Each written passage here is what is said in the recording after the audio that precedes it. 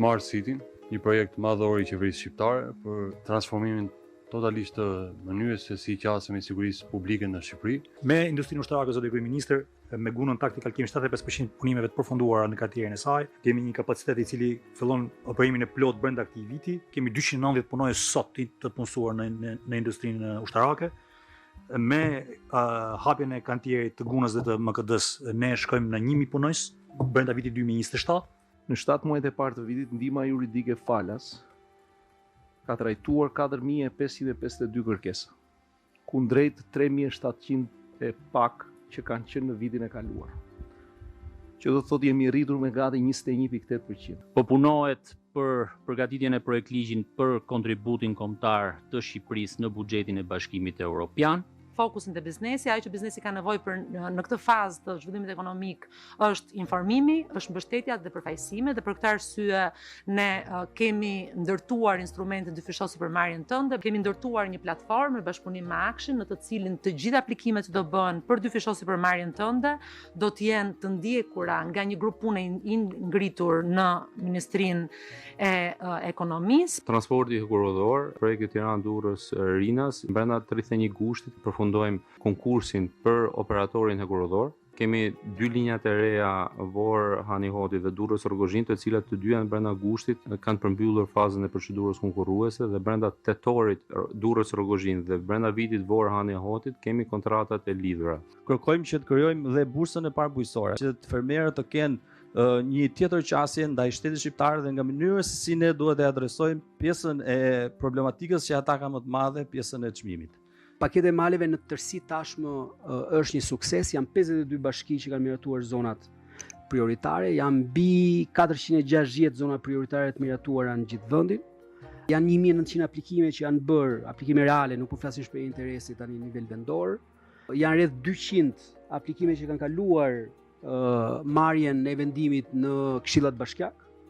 Në turizëm, siç e shikojmë, kemi pasur një rritje 6.48% më shumë se sa viti i shkuar. Paralelisht me menaxhimin e Bregdetit është bërë goxha mirë për rritjen e hapësirave dedikuara për publikun, janë shtuar me mbi 300.000 metra katror si vjet, më shumë krahasuar me vitin 2025, ndërsa plazhi publik përfaqëson tashmë 45% të totalit të vijës bregdetare në përgjithësi.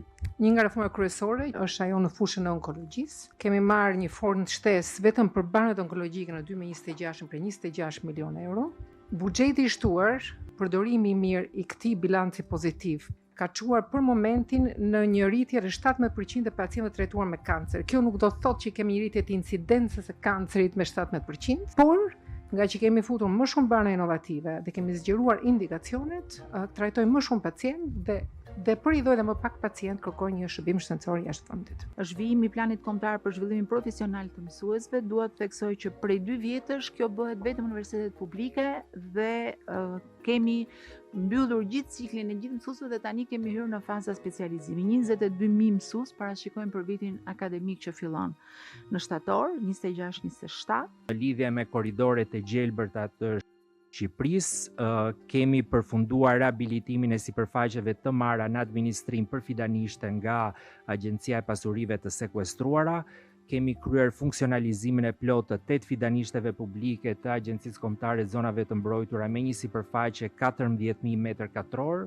Gjithashtu, deri në qershor të 2027 do të krijojmë 5 fidanishte me standarde europiane në Kukës, Gjirokastër, Vlorë dhe Fier. Ne kemi një propozim shumë të detajuar. Për herë të parë do kemi në shtator strategjinë, por mbi të gjitha është jashtëzakonisht e rëndësishme që ta projektojmë veten në çdo formë, në çdo mënyrë, në çdo rrethon si vend antar i Bashkimit Evropian. Sipas kësaj rruge që kemi parashikuar, nëse gjërat shkojnë kështu, është e pritshme që në vitin 28 Shqipëria të ketë draftin e traktatit të antarësimit me Bashkimin Evropian dhe të filloj procesi i ratifikimit.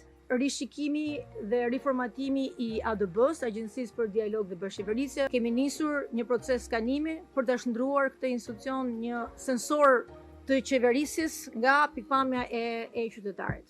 Ne duhet arrijmë që çdo kërkesë ta bëjmë si një letër, pra unë e nisa kërkesën, unë e ndjek dhe shoh ku është dhe kush e mban përgjegjësinë. Qytetari shikon hallin e vet në kohë reale ku shkoj, kush e ka ngec këtu, ka ngec aty. Dhe sistemi e kthen tek përgjegjësi. Dhe aty fillon llogaridhënia e përgjegjësit në atë fazë. Pse e mban? Nuk mund të jenë kërkesat dhe ankesat e njerëzve si shishet që hidhnin letrat e amaneteve nga anijet kur mbyteshin në oqean.